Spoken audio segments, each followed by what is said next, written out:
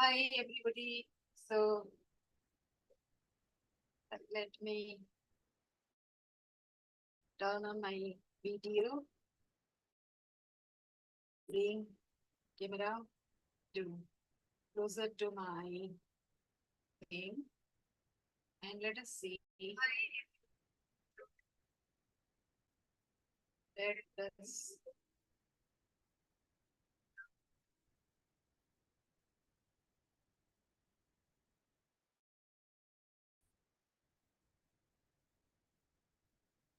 I think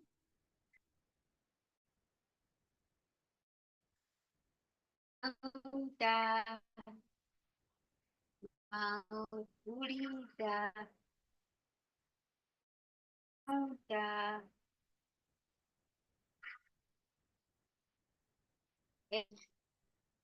Eti. Vamos, Suju.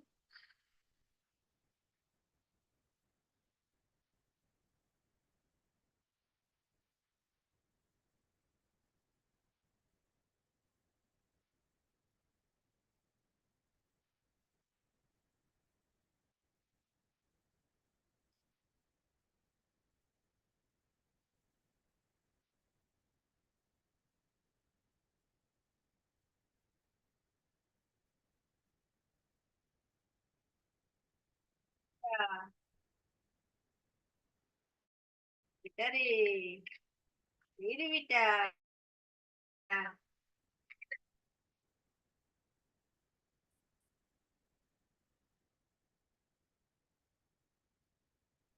Hello, Nimu Hos. Hospital.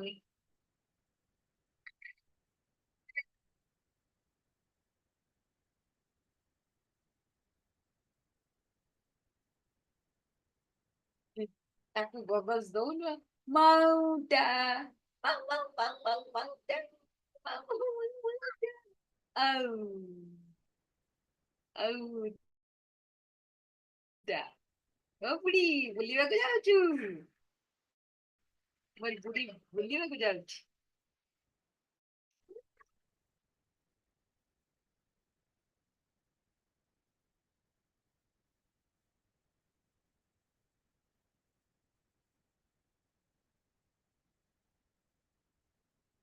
Mari jauh cantik beli baju Betty. Nak dulu.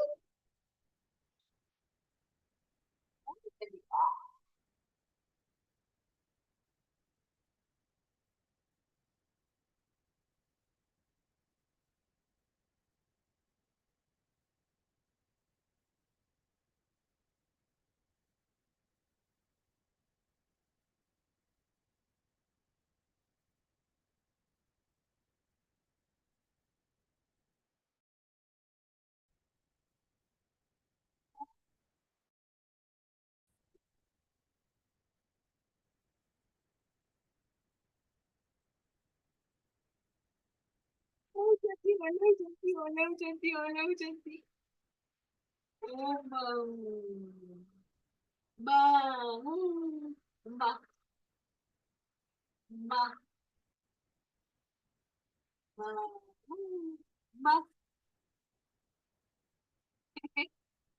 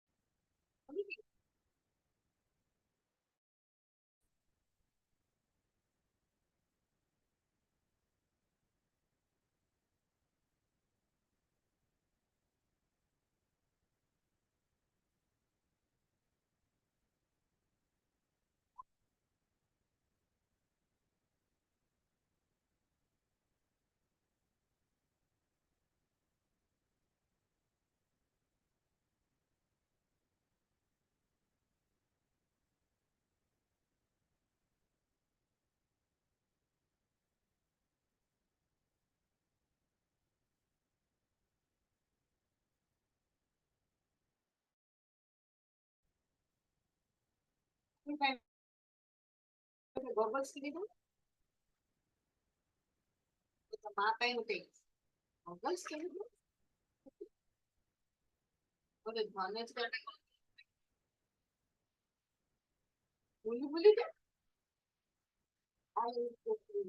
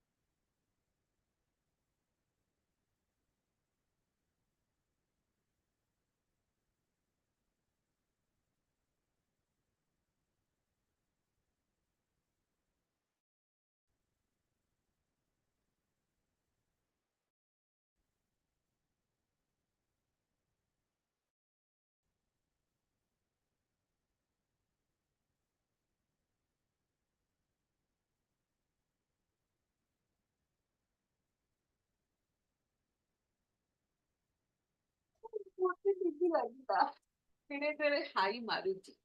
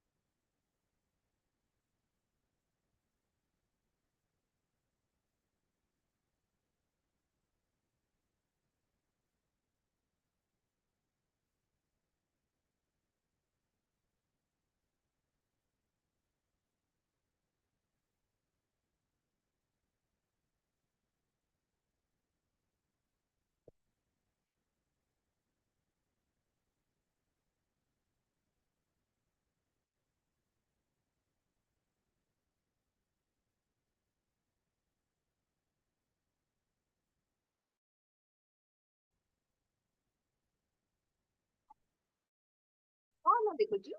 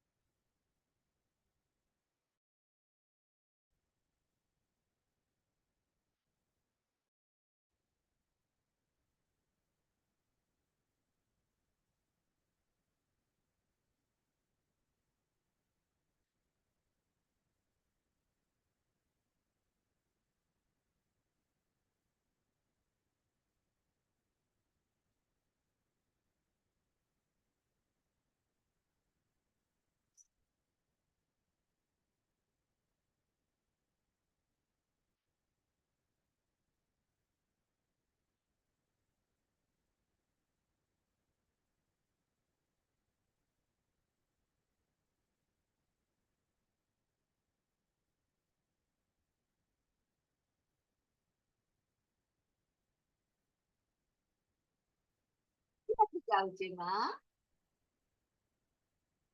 ଆମେ ବୁଲୁ ବୁଲୁ କରିବାକୁ ଯାଉଛେ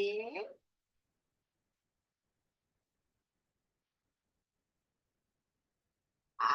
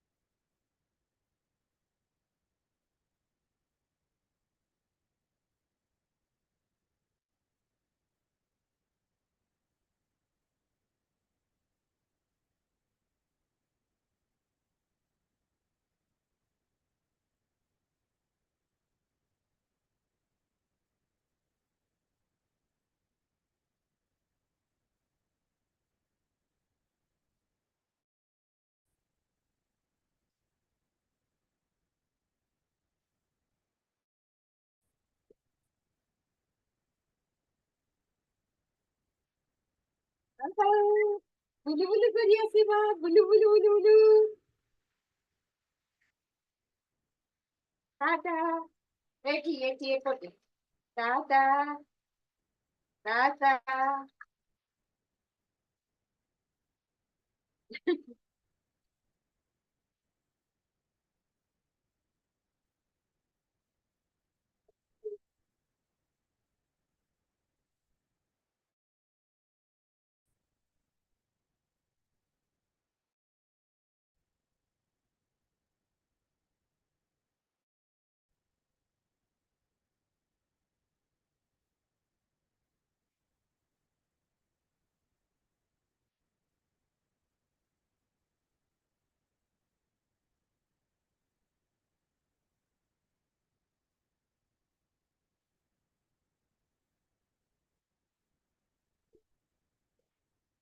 to discuss about who needs the solution the most.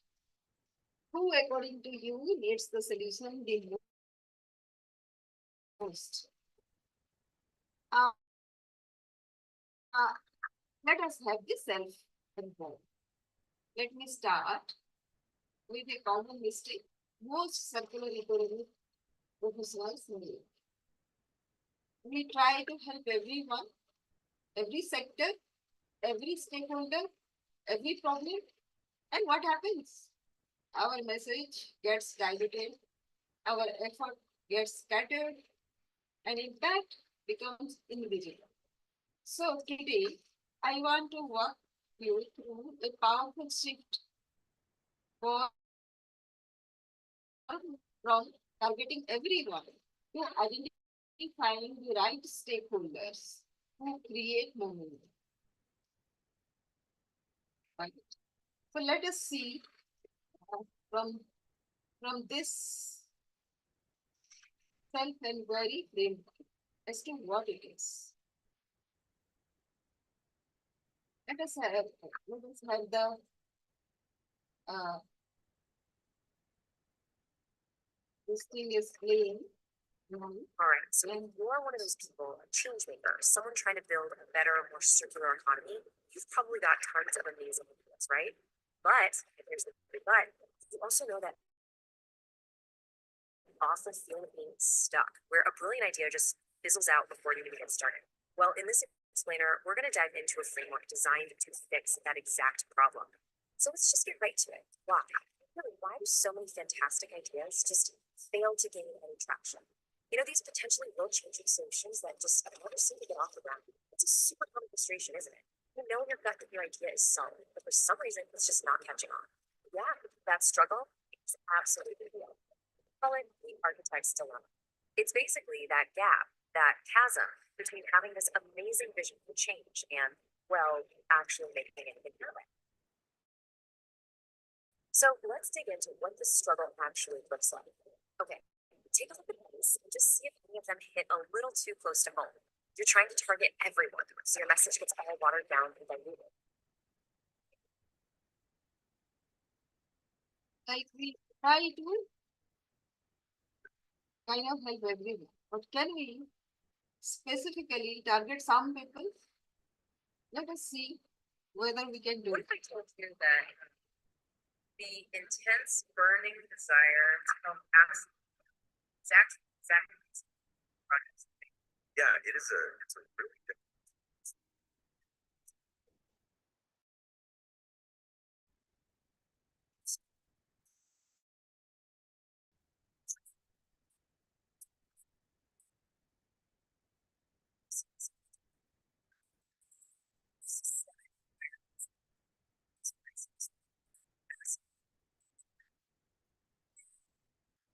Is exactly about all day and spray water.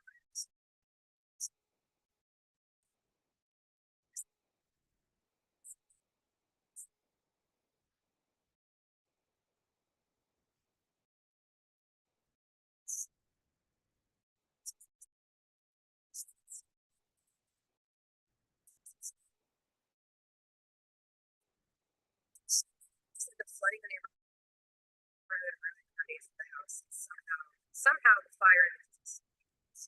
Well, welcome to today's dive. We are just really whether you are trying to build stable systems.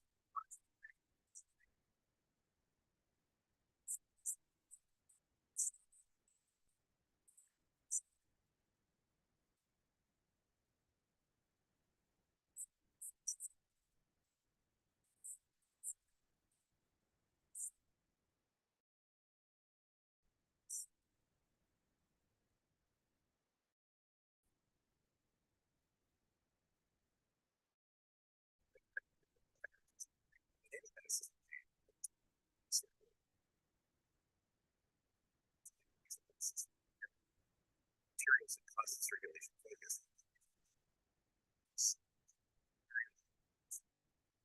Here's where it gets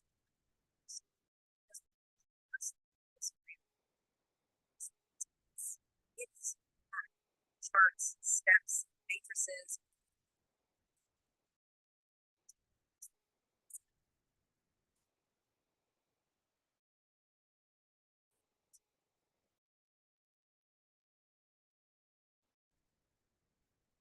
Specific medium problems.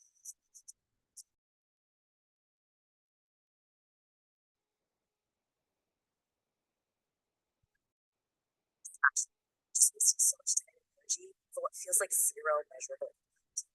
Here's the most these are just symptoms of a broken approach. It doesn't mean it's bad, not at all. But hey, here's the good news, right? An approach all kicks off with There is a mindset shift that is required. Let us see how we can do anything about the mindset shift from broad to focus. So when I decided about the circular economy perspective, I also thought of so many things. Like I have worked with people teaching them about agriculture, multiple things about agriculture, starting from SRI in paddy, system of root intensification from in paddy to integral crop and gardening to hybrid mustard and then to NTFP collection, then to uh, high value herbal cultivation. And then I also thought of creating a value chain out of the hybrid mustard, creating oil and supplying. Then another unit Then I also had thought of like waste management and so many other things which are part of the circular economy at large. But which one to focus most? And my logic was about um, like the rural villages. They are dependent on so many activities. So you cannot just single out one activity and do the thing. So that was my logic. But you know,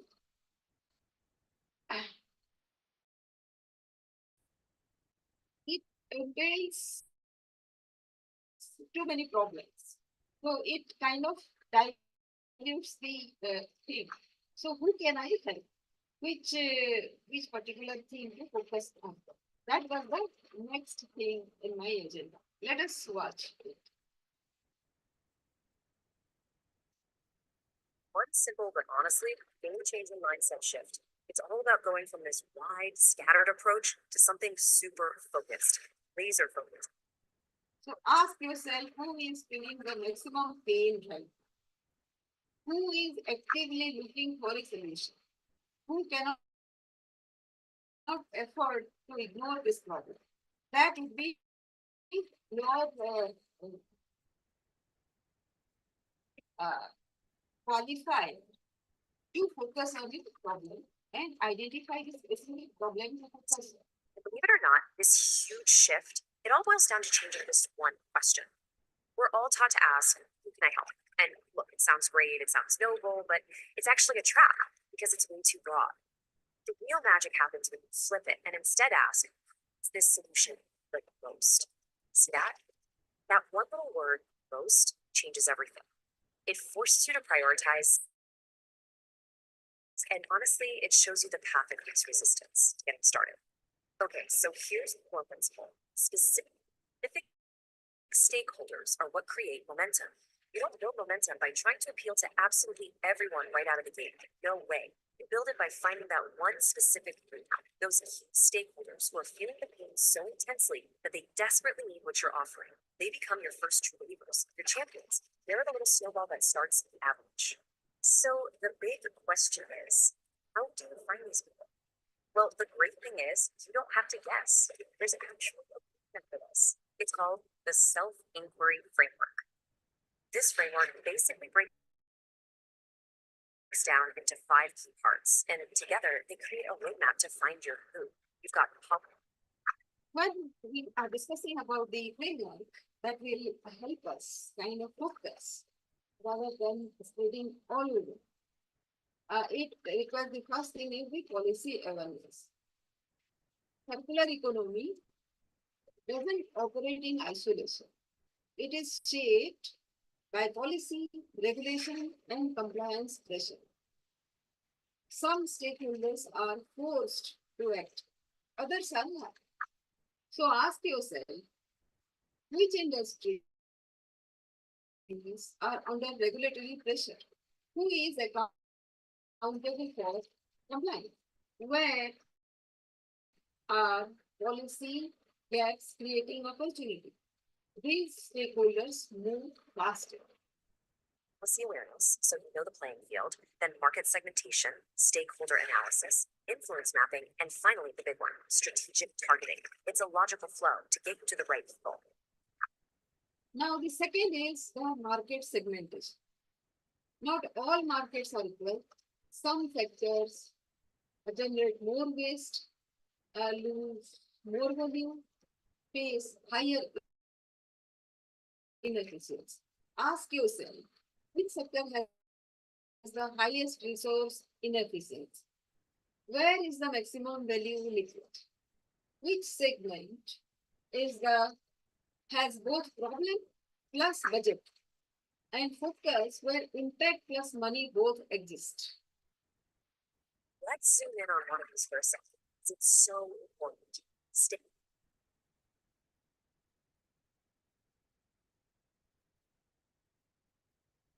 Then let us do stakeholder analysis, which is find the key players and their needs. To get you to the right people. Let's zoom in on this for a second, because it's so important. Stakeholder analysis. Now, this is not just about making a boring list of companies or job titles, not at all. This is about deep empathy. You're literally asking, Each sector has multiple stakeholders with their roles and decision who are decision makers, influencer, implementers, but not all are equally important. Ask yourself, who has the power to take decisions? Who has the strongest pain point? Who benefits the most from solving this? And this intersection of pain plus power is a real power. what's their biggest headache? What are their real pain points? And maybe most importantly, who in this whole ecosystem actually has the power to give you the green light? And one of the best tools for this is something called the power/interest grid. Seriously, this thing is like a secret weapon for figuring out where to spend your time. You just map out every stakeholder based on two things. So next is the influencer matrix. Even decision makers don't act alone. Every system has gatekeepers, champions, and blockers. Ask yourself who influences the decision maker, who can accelerate adoption, who can resist or delay change, or map relationship, not just roles. Now, the stakeholder grid, the power interest, is organize your insights into this simple grid, which is about high power and high interest versus managed flows. Higher power versus lower interest, keep satisfied. Lower power versus high interest, keep informed. Lower power versus low interest, monitor. So this is the grid to ask yourself who falls into higher power plus high interest. Who needs engagement versus influence? Where should I invest maximum effort? And then next is strategic targeting. How much power they have and how much interest they have in what they're doing. So someone with high power and high interest, bam, that's a key player. You manage them closely. Someone with low power and low interest, you just kind of keep an eye on. It makes it crystal clear who you need to be talking to. All right, so let's put this all together and see how it plays out in the real world. Think of it as a tale of two different approaches. The way most people do it, the broad way, versus the new, powerful, focused way. Okay, first up, the broad approach. This should look familiar. So strategic targeting is now comes from the important step. Don't go broad, go focused. Ask yourself who needs my solution right now? Who will create quick wins? Who can become a success story? Start small, build momentum. Now from broad to focused, let us make the contrast clear. Broad approach is target everyone, generic message. Low engagement, slow results, and focused approach will be specific stakeholders, sharp messaging, high relevance, and faster action. So ask yourself, am I trying to be relevant to everyone or essential to some? This is the most important part to For ask. most of us, stuff, the targeting value, the message is so generic it can speak to anyone. And because it's not really relevant to anyone specific, nobody engages. The result, zilch, no momentum. It's literally like shouting into a giant noisy room and just hoping somebody, anybody, turns their head. But now, check out the focused approach. Total opposite. Target one specific stakeholder. Your message is crafted to speak directly to their pain points, which makes it incredibly relevant. What happens? Engagement goes through the roof. That leads to some quick wins, and it's those early wins that build real sustainable momentum. This isn't shouting anymore. It's like a strategic, compelling whisper right into the ear of the person who needs to hear it most.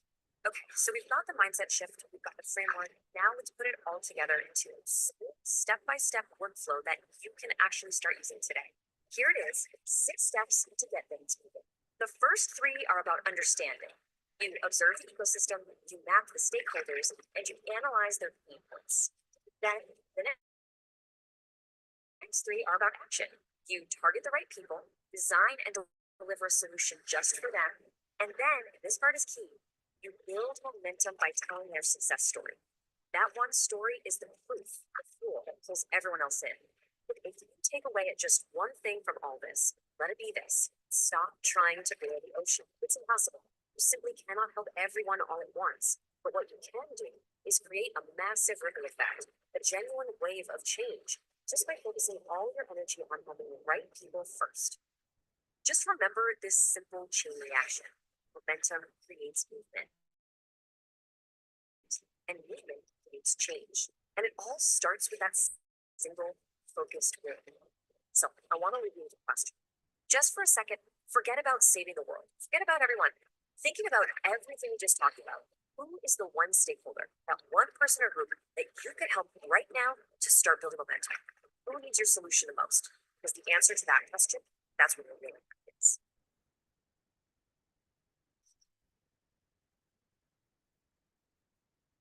So think for a moment who you are targeting. Are you targeting people you are whether you are targeting the wrong segment? So let us wait here for 2 minutes. Let us see if we can go and ask a question.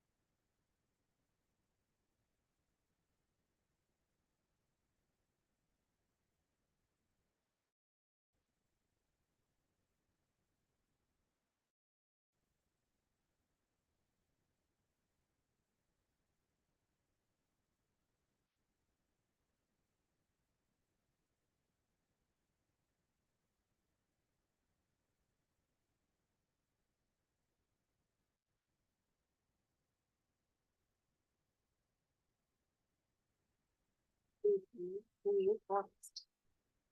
Not metaphorically, a real. It means where people depend on honey, medicinal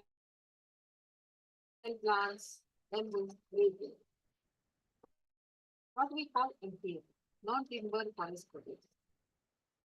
Now, in a village, a woman walks 5 kilometers into the forest.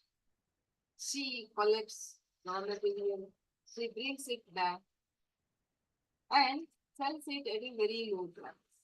The same product, after processing, branding, packaging, sells for 10 times more in a city. Now, here is the question I ask myself. Where is the value being created? And who is actually capturing it?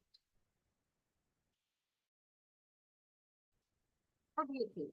It's the intervention the most here. The collective, the trader, the processor, or the market?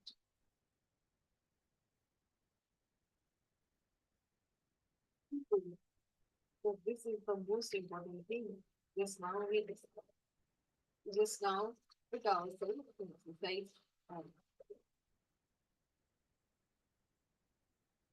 now let us come to the product. When we enter a system like this,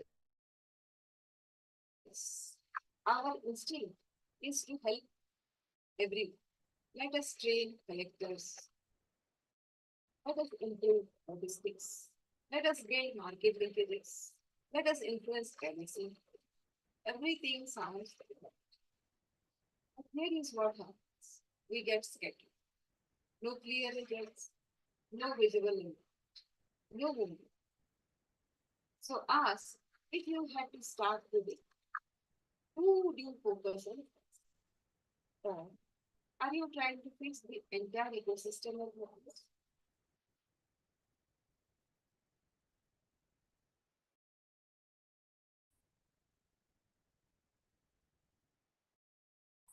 Just focus on who needs it most. You say, and you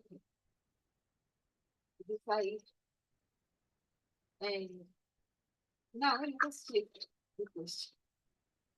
Not who all are part of the system. Often we ask the wrong question, but who needs the solution the most right now? Because in circular economy, you don't fix everything at once.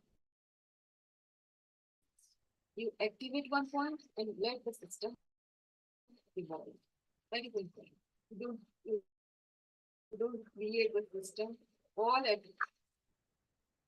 It gets renewed and corrects itself, modifies itself, and takes time to evolve.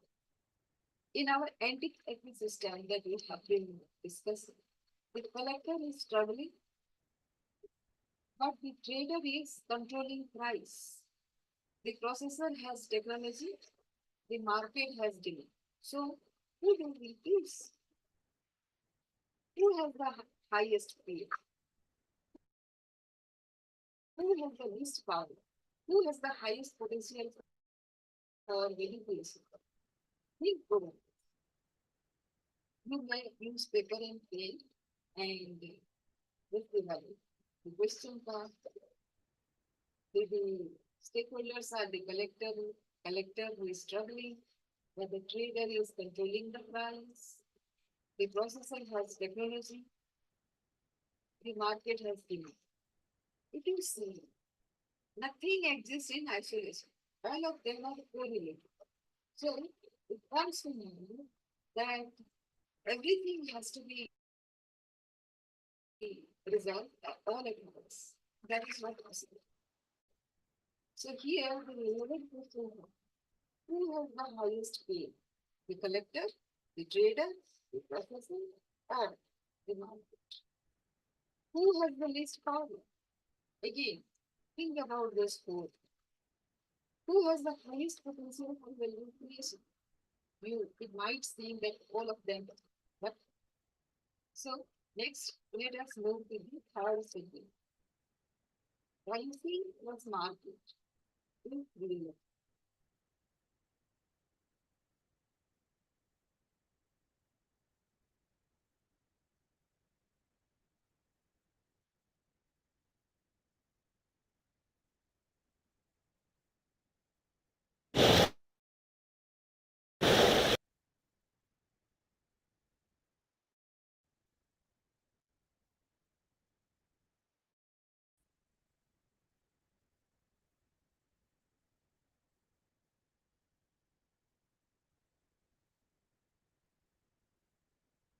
Let us add real. And here is not just a library issue.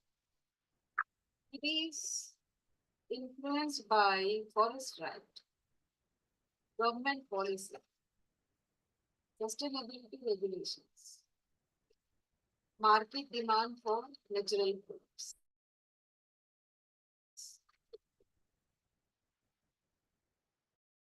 Suppose a new policy emerges. Suppose it happens here.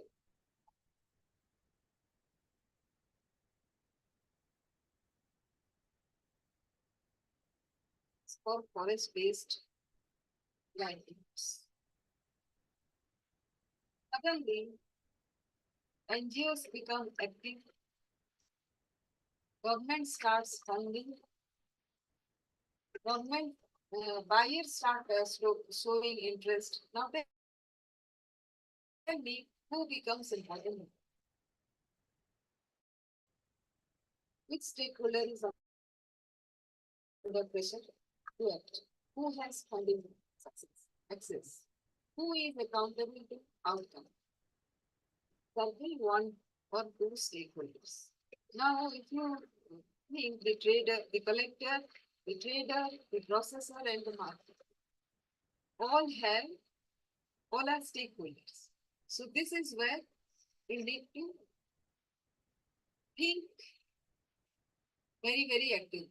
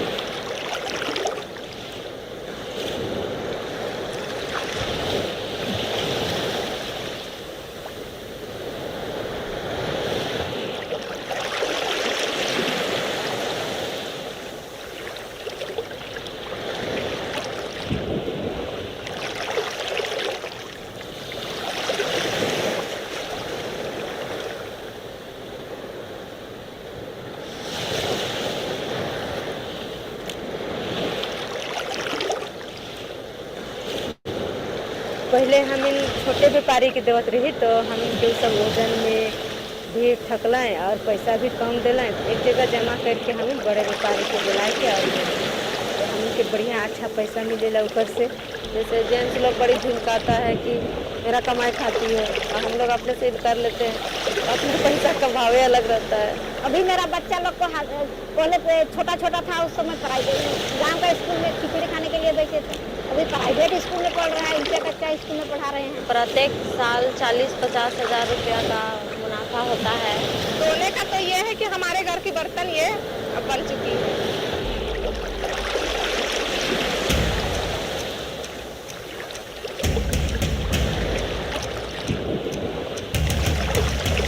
पीढ़ियों से झारखंड के जंगलों में आदिवासी समुदायों को जीवन दिया है। कभी चिरौंजी एक मुट्ठी नमक के बदले बिकती थी, कभी लाख ने बगावत की चिंगारी सुलगाई। जब सौदागर जमीन हड़पने लगे तो बिरसा मुंडा ने विद्रोह का बिगुल बजाया।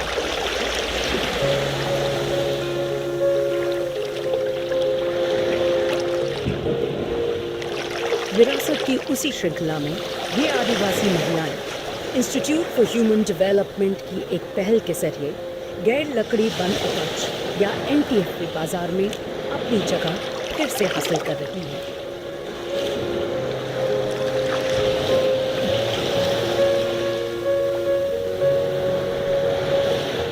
झारखंड के आदिवासी समुदायों के लिए जंगल संस्कृति भी है और रोजगार भी।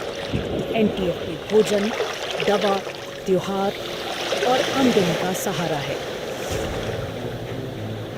लेकिन मंडियों पर बिचौलियों और बड़े व्यापारिक समूहों का दबदबा खासकर महिलाओं को कम आमदनी और असमानता में फंसाए रखता है।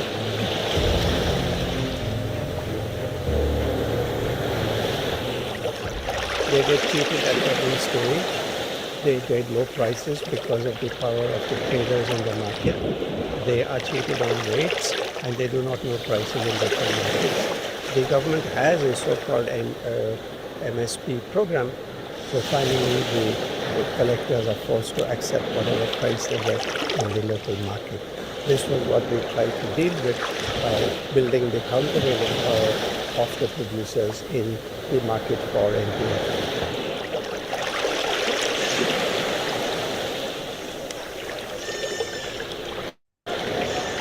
महिलाएं हर जगह जंगल जा रही हैं, वहाँ से बहुत सारे कलेक्टिव लेकर आ रही हैं। महिलाएं अपने घरों में उनको लेकर के प्रोसेसिंग का काम कर रही है। महिलाएं उनको लेकर के उस बाज़ार में बेचने का काम कर रही है। लेकिन उनको कभी भी वो जगह नहीं मिला कि वो बिजनेसमैन है। उनको हर वक्त दरकिनार किया गया और उसको इस दरकिनार की वजह से महिलाएं के लिए अलग। ऐतिहासिक रूप से जंगल महिलाओं का ही डोमेन लेकर क्षेत्र, तो उस डोमेन को क्यों ना सशक्त बनाया जाए, एक आर्थिक ताकत उनको दिया जाए ताकि वो बाहर पलायन ना हो, अपने ही घर में प्रोड्यूसर बन के अपना परिवार को देखभाल और आजीविका को ताकतवर बना सके। और इसी से उभरे प्रोजेक्ट के लक्ष्य एनटीएफटी के दाम बढ़ाना ताकि संग्राहकों की आय बढ़े और महिलाओं की भूमिका को मान्यता देकर उनकी भागीदारी और सशक्तिकरण सुनिश्चित करें। इंस्टीट्यूट फॉर ह्यूमन डेवलपमेंट ने पोर्ट फाउंडेशन की सहायता से एक 4 साल की पहल शुरू की।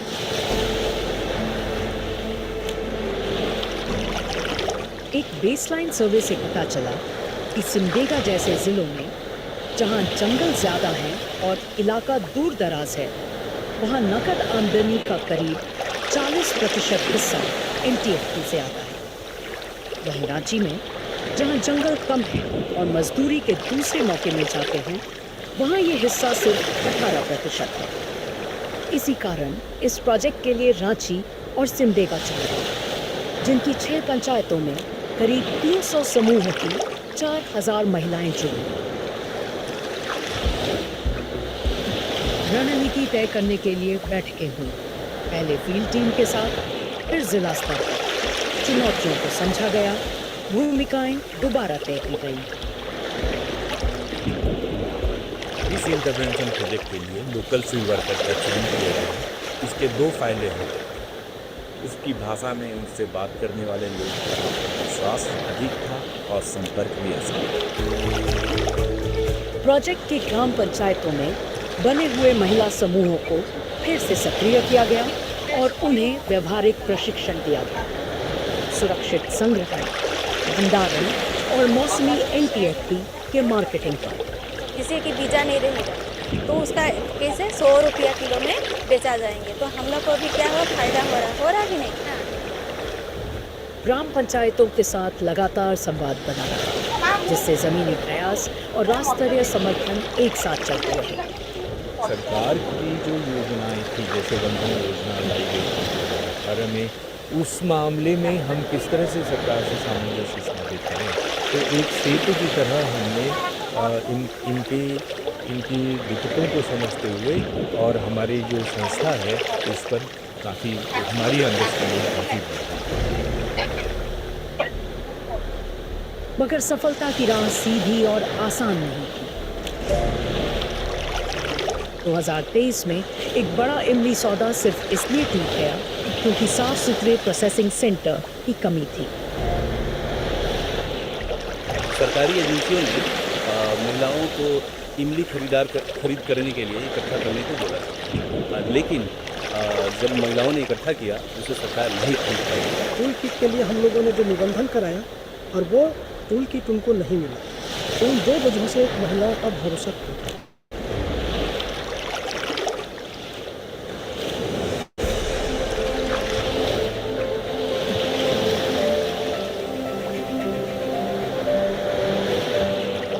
फिर भी हर चुनौती के बीच उभरी हौसले और बदलाव की कहानियां।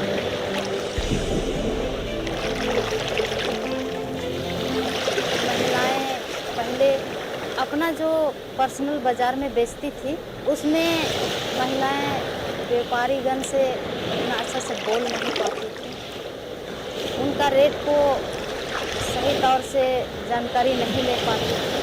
अभी हमारे माध्यम से सभी को जानकारी मिली है और हमारे माध्यम से उनको हमने एक मशीन भी दिए हैं, वेट मशीन, और उनको सभी महिलाएं उसको तौल करके बाज़ार ले जाती हैं, ताकि वो बाज़ार का जो रेट है, बाज़ार में जो तौल का उनको ठग दिया जाता था, वो चीज़ से वे वंचित हो पाई हैं। बाज़ार में महिलाएं अपना वन उपज जो भी संग्रह करके ले जाती थी, उन पर पहली बेला में बाज़ार में रेट ज़्यादा बताया जाता था और सेकेंड हाफ में वही वन उपज को कम रेट में व्यापारी लोग खरीदते थे।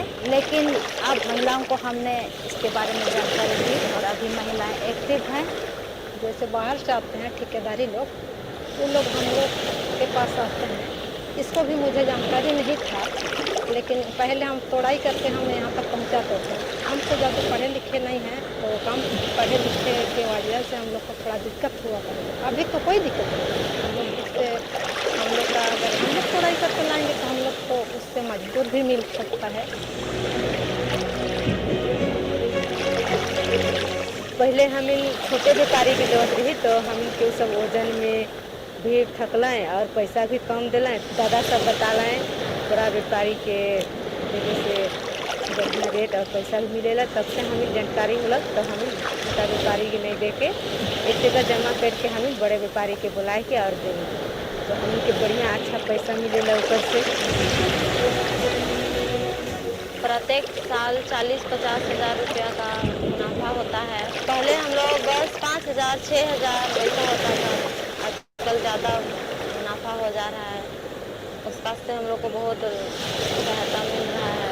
आयुक्त जो स्कार कहा मैं जो जैसे 4 जोम होला मतम होला और 4 होला और जो तोला बारू इनका ये को जो बाहर पर क्या अपन आगे आजीविका बढ़ाए ले, बकरी बत्तख मुर्गी सब भी खरीदारी करे ले पैसा हो जाएगा। कि हम लोग का गांव में कोई रोजगार नहीं है, तो इससे हम लोग का सब घर में रोजगार भी लेडीज सबका हो जाता है। जैसे जेंट्स लोग बड़ी धमकाता है कि मेरा कमाई खाती है, और हम लोग अपने से कर लेते हैं अपने पैसा का भाव ही अलग रहता है। बाजार में क्या रेट है उसको हमको मालूम नहीं था और उससे खरीद के ले जाता था।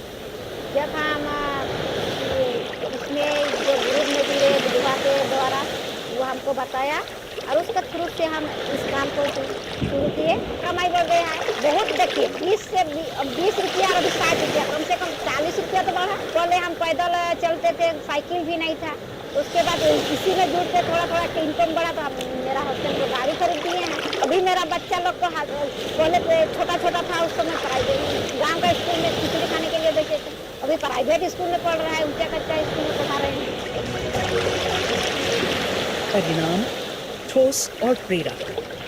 सबसे अहम संगठन और उभरता नेतृत्व और आंकड़े इस बदलाव की गवाही देते हैं। 10 में से 9 महिलाओं ने ये बोला है कि उनको एनटीएफटी के अब बेहतर दाम मिल रहे हैं। इनकम में अगर हम देखें तो हम ये देख सकते हैं कि रांची में जो हमारे इंटरवेंशन विलेजेस हैं उसमें महिलाओं की 50% से ज़्यादा इनकम बढ़ी है एनटीएफटी से, जबकि जो नॉन इंटरवेंशन विलेजेस हैं उसमें महिलाओं की इनकम 30% से बढ़ी है।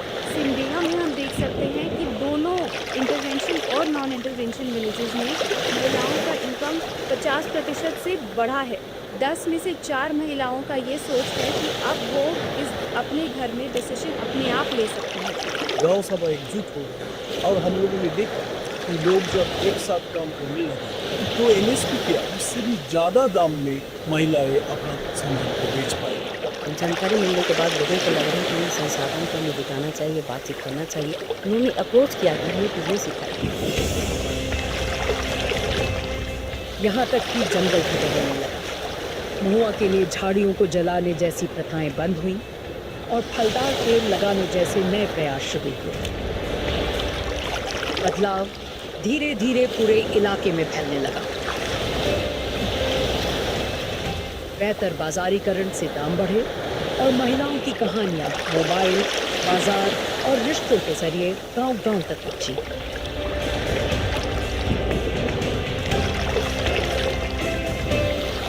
The way forward is for the women to engage in larger collectives, whether to farmer producer organizations or at the Gram Sabha level. This way they will also be both aggregating more produce and also they will undertake the processing of these materials and get a higher price. In addition, they will also be engaged in a better management of the forest and therefore be able to both sustain their production of NPFP and improve the forest condition. ये project काफ़ी अच्छी शुरुआत हुई है, इसने काफ़ी achieve किया है, अच्छा, लेकिन अभी काम ख़त्म नहीं हुआ है। इस माने में कि अभी और प्रयास करने की ज़रूरत है, प्राइवेट सेक्टर से जुड़ने की, गवर्नमेंट के और जो दूसरे विकास के कार्यक्रम ट्राइबल्स के लिए है, खास करके ट्राइबल यूनियन के लिए है, उनके लिए महत्वपूर्ण है कि कैसे हम क्या निश हमें उनका पोटेंशियल करेंगे जिसके बाद हम लोग डुप्लीकेट करें वाइडर पॉलिसी हमको ले सकेंगे।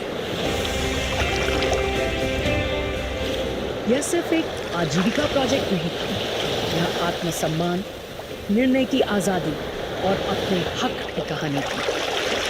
जब वनवासियों को जानकारी दी जाती है और व्यवस्था का सहारा मिलता है तो वे सिर्फ जीते नहीं हैं, फलते फूलते हैं।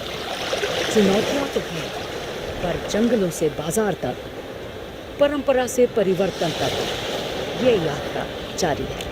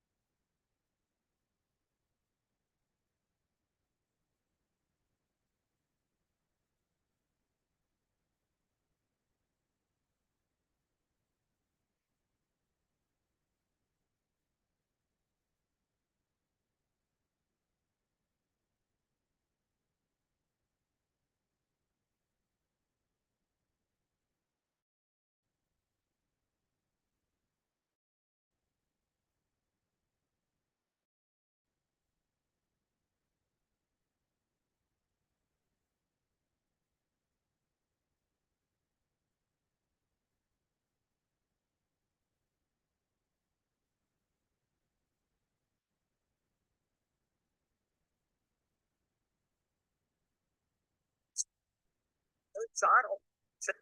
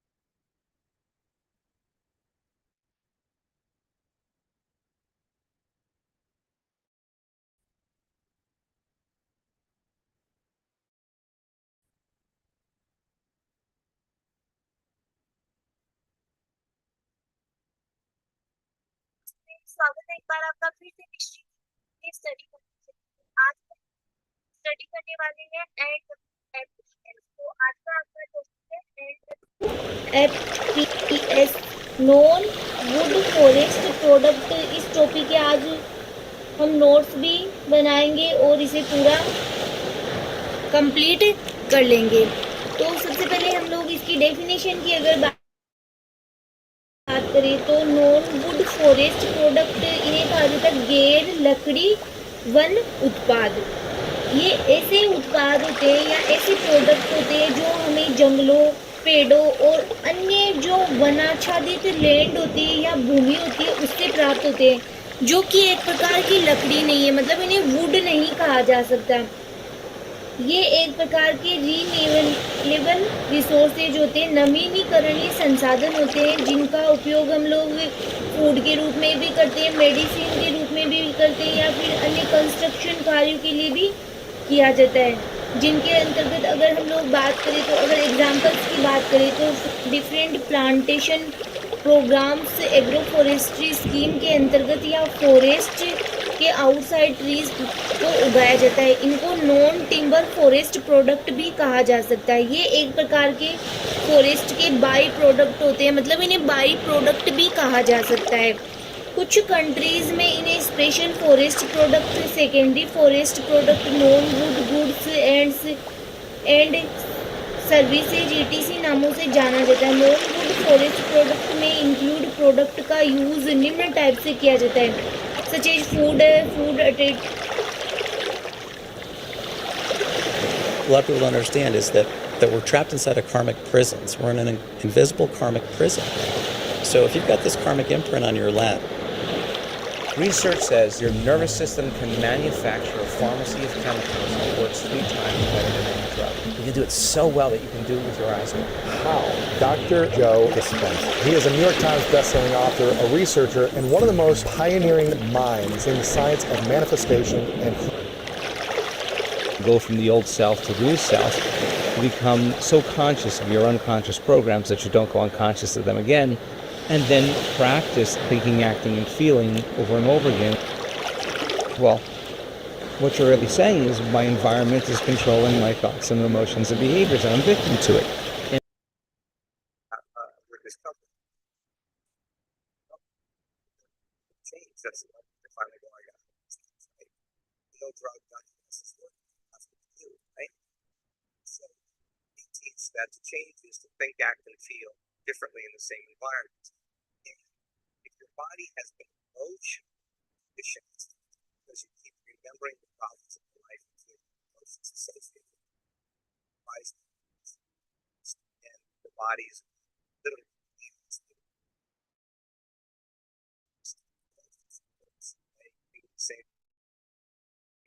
same choice to the same thing, create the same experience, and feel the same emotion over and over.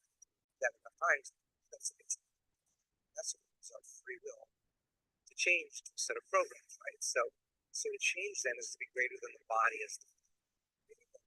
Situations it's created as a habit than the body is, and to be greater than those emotions that keep us responding and reacting as if we're in the past, right? What do you mean by that when the body is the mind?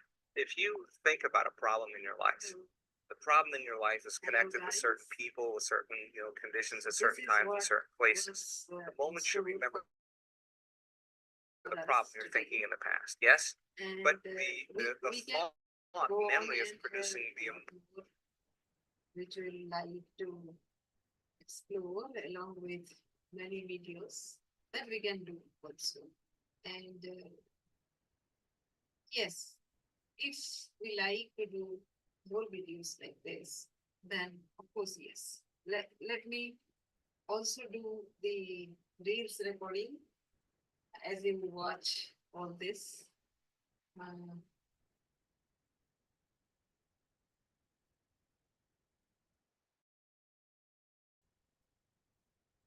If I have any Reels for this.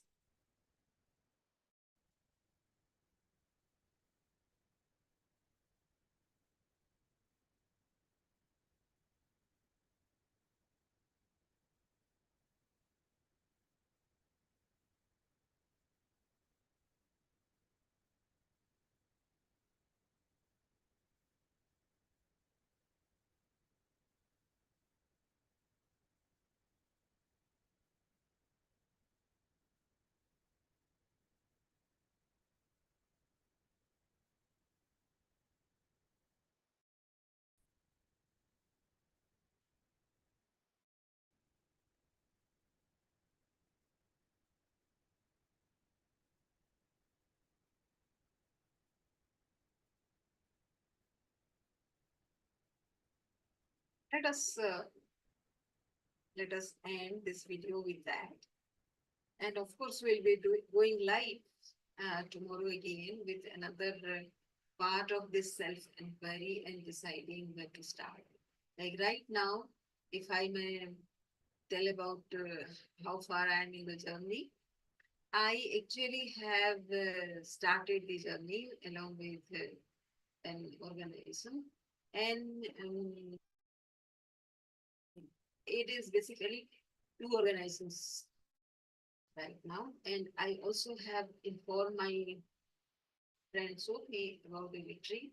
We'll be doing a retreat. So rather than postponing it to another, say, another decade, I just have started with the idea. Let me see if the money comes, then how do we proceed with that? Because if you keep preparing for something, it will take on and ever. So I thought I would start with whatever is available. And yes, that's it. And if you are interested to join my retreat when it happens, then do something.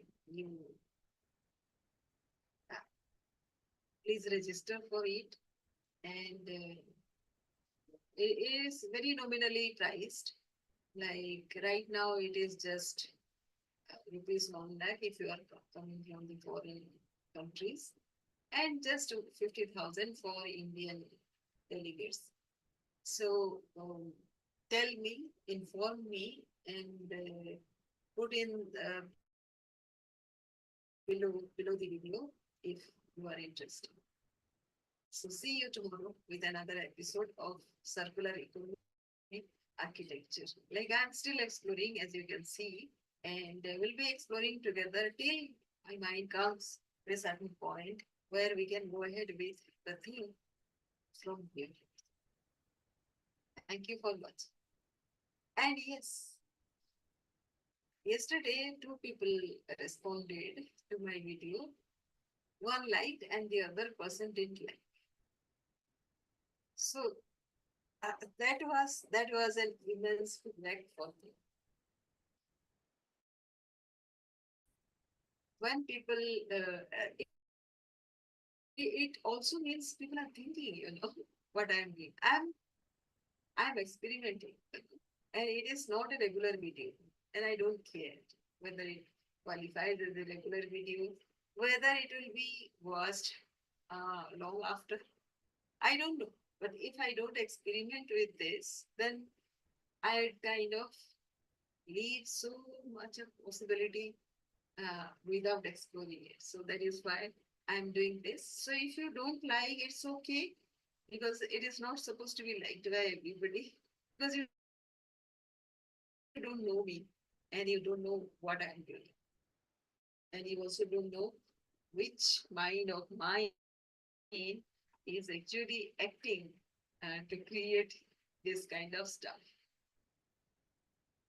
Someday you would like to know about me, read about me. How would you know if there is no book, if I haven't written, or whatever you see in this video, do you think I will write in a book? How can I write? So this part of me, which is not very systematic, not very disciplined, but it is not afraid of experimentation, and it doesn't care because I'm enjoying. And this part will go unnoticed if tomorrow somebody is interested in knowing me, what kind of personality was she, then these videos will be the evidence of who I really was. So even if you don't like, it's okay. I'm taking that as a feedback. But it gives immense pleasure that you are getting some opportunity to express yourself. I'd also appreciate if you comment something on this. And if you are interested to speak to me, together we can do this, right? Sharing the screen and do whatever we want. No systematic thing, no preparation, no systematic, like no preparedness. We just go extend. How about that?